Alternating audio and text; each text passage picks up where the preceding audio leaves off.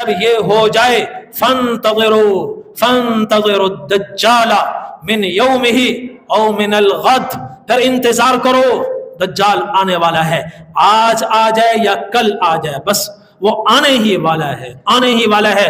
اور چلتے چلتے آپ نے 4 فتنے بیان کیے، فرمایا ان 4 کے بعد دجال نکلے گا، 4 کے بعد۔ میں بیان کرتا ہوں، آپ خود غور کریں کوئی فتنہ آیا کہ نہیں آیا۔ حضرت عبداللہ بن عمر رضی اللہ عنہما کی روایت ہے، فرماتے ہیں ایک مرتبہ نبی کریم صلی اللہ علیہ وسلم نے کچھ فتنوں کا تذکرہ فرمایا، فَأَكْثَرَ فِيهَا، اور فتنوں کا تذکرہ جب ہوا تو آپ نے کئی فتنے بیان فرمائے، اور چلتے چلتے آپ نے 4 فتنے بیان کیے، فرمایا ان 4 کے بعد دجال نکلے گا، 4 کے بعد۔ میں بیان کرتا ہوں، آپ خود غور کریں کوئی فتنہ آیا کہ نہیں آیا۔ میں ان 4 کو بیان کرتا ہوں۔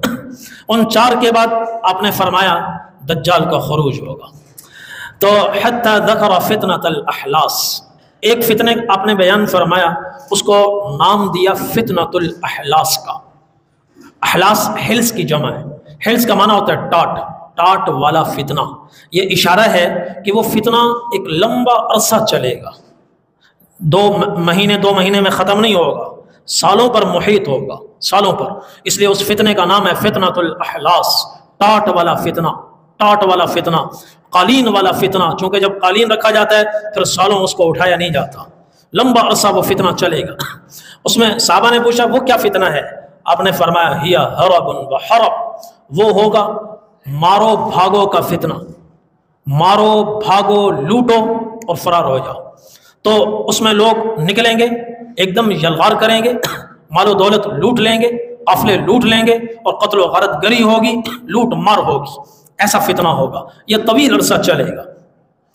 کہ اچانک کوئی موٹر سائیکل سوار آ جائیں گے، چلتے ہوئے قافلوں کو لوٹ لیں گے اور مزاحمت پر مار بھی دیں گے، تو ایک ایسا فتنہ ہوگا، اس کا نام ہے ہی حرب و حرب۔ آج کچھ نظر آ رہا ہے؟ تو یہ حضور نے بیان فرمایا کتنے سال پہلے۔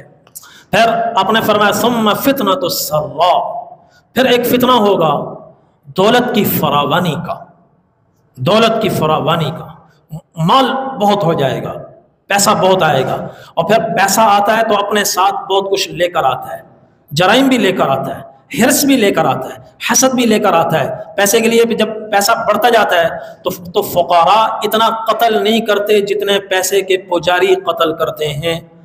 فقراء وہ اتنی تباہیوں میں گناہوں میں مبتلا نہیں ہوتے جتنے پیسوں کے پجاری اور پیسہ جمع کرنے والے گناہوں میں مبتلا ہو جاتے ہیں۔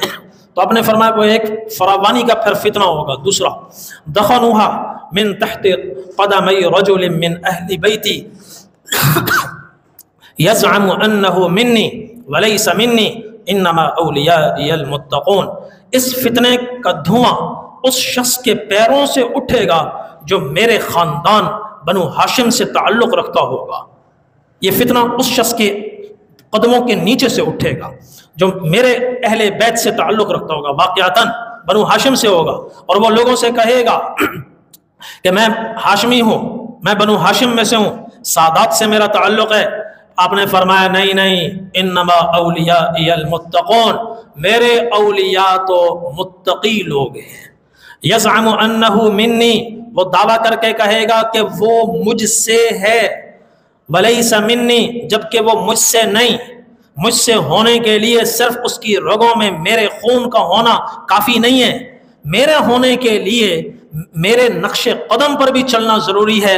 آپ نے فرمایا انما اولیائی المتقون، سن لو میرے اولیاء، میرے دوست، مجھ سے تعلق رکھنے والے کون لوگ ہیں؟ متقی لوگ ہیں۔ من کانو حیث کانو، خواہ وہ کوئی ہوں، کہیں کے ہوں، سادات سے ان کا تعلق ہو یا نہ ہو، سادات وہ مجھ سے اس وقت تعلق رکھتے ہیں جب وہ میرے نقش قدم پر ہوں، میرے طریقے پر ہوں، میرے لائے ہوئے دین کے مطابق ہوں۔ یہ دوسرا فتنہ ہوگا۔ پھر ثم یصطلح الناس علی رجل کورق علی ضلع، پھر خانہ جنگی ختم ہوگی اور لوگ ایک آدمی کے ہاتھ پر متفق ہوں گے، اس کو اپنا حاکم بنائیں گے، مگر وہ مصالحت زیادہ عرصہ نہیں چلے گی، یہ دور مختصر ہوگا، یہ دور مختصر ہوگا اور یہ زمانہ بھی ختم ہو جائے گا۔ ثم فتنۃ الدہیما، چوتھے نمبر پر ایک بہت خوفناک ہوش ربا فتنہ آئے گا، ہوش اڑا دینے والا، وہ ایسا خطرناک فتنہ ہوگا، لا تدعو احدا من هذه الامہ الا لطمته لطمۃ، کہ اگر میری امت کے 2 ارب ہیں، 6 ارب ہیں، 7 ارب ہیں، ایک بندہ بھی اس فتنے سے نہیں بچے گا۔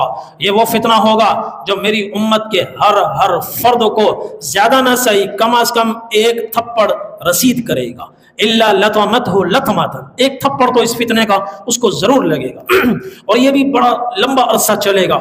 فاذا قیل انقضت تمادت، یہ لمبا عرصہ چلے گا، مگر بیچ بیچ میں کبھی وقفہ بھی آئے گا۔ جب کبھی وقفہ آئے گا لوگ کہیں گے لو شکر ہے، اللہ کا شکر ہے، وہ فتنہ ختم ہو گیا، فتنہ ختم ہو گیا، مگر اس کی دبی ہوئی چنگاریاں پھر نکلیں گی اور ایک آگ لگ جائے گی، آگ لگ جائے گی۔ یہ وہ فتنہ ہوگا یصبح الرجل مؤمنا ویمسی کافرا، اس میں ایمان خطرے میں ہوگا، صبح آدمی مومن ہوگا، شام تک ایمان سے ہاتھ دھو بیٹھے گا، العیاذ باللہ۔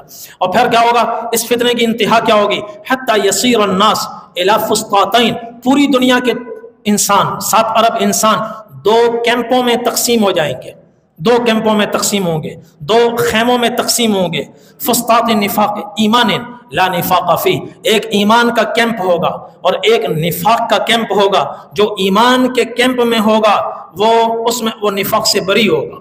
جو ادھر کھڑا ہے، اب اس زمانے میں یہ دیکھا، ایک تو ہے ایمان کی علامت کیا ہے، زبان سے کلمہ طیبہ پڑھنا، لا الہ الا اللہ، ایک یہ ہے، مگر اس کے علاوہ بھی کچھ علامات ہیں۔ اگر ہم نے اس کا کلمہ نہ سنا ہو، حضور نے کچھ علامات ایسی بیان فرمائی ہے، ان علامات کی روشنی میں ہم کہیں گے کہ یہ بھی مسلمان ہے۔ مثلا حضور پاک صلی اللہ علیہ وسلم کی عادت شریفہ تھی، جب کسی بستی پر حملہ کرتے تو رات کو پہنچتے، صبح حملہ ہوتا تو آپ صحابہ سے فرماتے ذرا رکو، کہیں اندر سے دیکھو اذان کی آواز تو نہیں آ رہی، اگر اذان کی آواز آ رہی ہے تو اس کا مطلب ہے اندر مسلمان بھی ہے، لہذا کارروائی محتاط ہونی چاہیے، اور اگر اذان کی آواز نہیں آ رہی تو اس کا مطلب ہے اندر کوئی مسلمان نہیں ہے، لہذا جیسے چاہو حملہ کر دو۔ تو اذان یہ بھی ایمان کی علامت ہے۔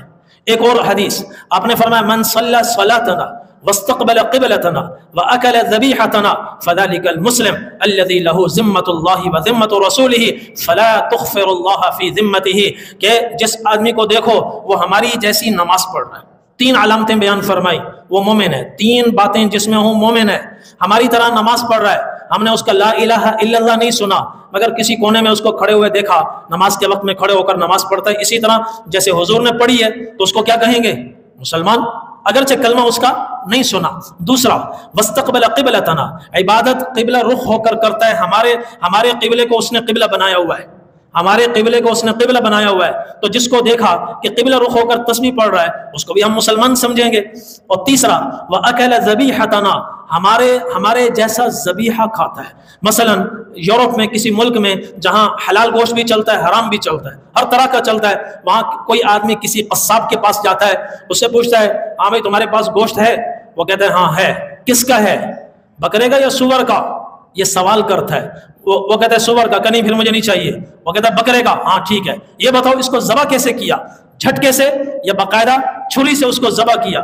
یہ سوالات کر کے جب اس کو اطمینان ہوتا ہے کہ واقعی یہ حلال گوشت ہے اور اس کو ذبح بھی شرعی طریقے سے کیا گیا ہے، پھر وہ کہتا ہے مجھے 2 کلو گوشت دے دو۔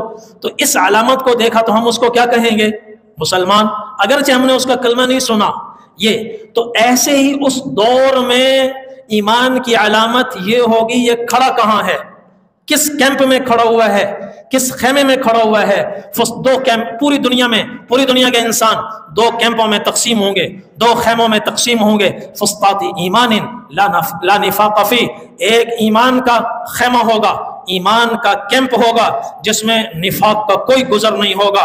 وفسطاط نفاق لا ایمان فی، اور دوسرا نفاق کا خیمہ ہوگا، نفاق منافقت کا خیمہ ہوگا، اس میں ایمان نہیں ہوگا۔ اس خیمے میں جو کھڑا ہے چاہے بڑی بڑی تسبیحاں نکال کر لے آئے، چاہے بڑا خوبصورت حلیہ بنا لے، بزرگوں جیسا تب بھی وہ منافق ہے، اور ادھر جو کھڑا ہے چاہے وہ سیدھا سادہ ہو، چاہے وہ جیسا کیسا بھی ہو، مگر کھڑا ادھر ہے تو یہ علامت ہے اس زمانے میں کہ یہ مومن ہے۔ دو خیمے ہوں گے۔ آپ نے فرمایا جب وہ زمانہ تمہاری زندگی میں آ جائے، وہ زمانہ تمہاری زندگی میں آ جائے، ایسا لگتا ہے کہ یہ زمانہ بھی بس آنے ہی والا ہے، آیا ہی چاہتا ہے، تو فَإِذَا كَانَ ذَلِكُمْ، جب یہ ہو جائے، فَانْتَظِرُوا الدَّجَّالَ مِنْ يَوْمِهِ أَوْ مِنَ الْغَدِ، پھر انتظار کرو، دجال آنے والا ہے، آج آ جائے یا کل آ جائے، بس وہ آنے ہی والا ہے، آنے ہی والا ہے۔ اور دجال کے بعد تو پھر قیامت بہت ہی قریب ہے۔ یہ حضور پاک صلی اللہ علیہ وسلم نے قرب قیامت کے فتنے بیان فرمائے۔